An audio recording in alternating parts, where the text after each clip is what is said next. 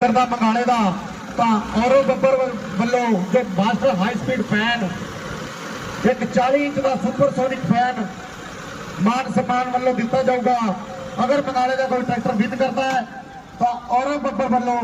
Special announcement. हाँ बल्ले बल्ले एक पासे सोनी पत्ता लाया हुआ मुंडा एक पासे जिला श्री मुक्तसर साहब तो आए हुए भागू जो आप कहते डब वाली तो मलोट नूं जाने मैणा ते भागू के रोड से पिंड उत्ते होगा 735 वाला मुंडा भागू वाला आया हुआ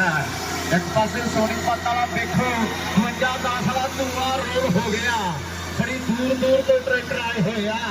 अज सरनावे पिछे आ रहे अज फोरमैन दी गल्लां हो रही मेरे वीरो अड्डो अड्ड ग्रुपां वाले ट्रैक्टर आए हुए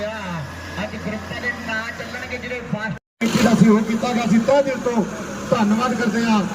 उस तो इलावा ये जो लाइव सिस्टम है जो ग्राउंड की बाउंड्री है सारिया सेवावां साडे डेरा बाबा घुम्मण शाही वालों कीतियां गईयां तहे दिल तो धन्नवाद। ध्यान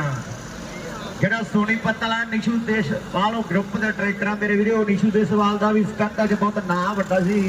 इस दुनिया तो चला गया यादां ओहदियां आई रहणगीਆਂ निशू देशवाल साडा वीर कहते ट्रैक्टर स्टंट अज बहुत नाम वड्डा ही साडा वीर दा 406 AC 3290 गड्डी है वीरे मारुति दी वो अंदर खड़ी है ਉਹਨੂੰ ਬਾਹਰ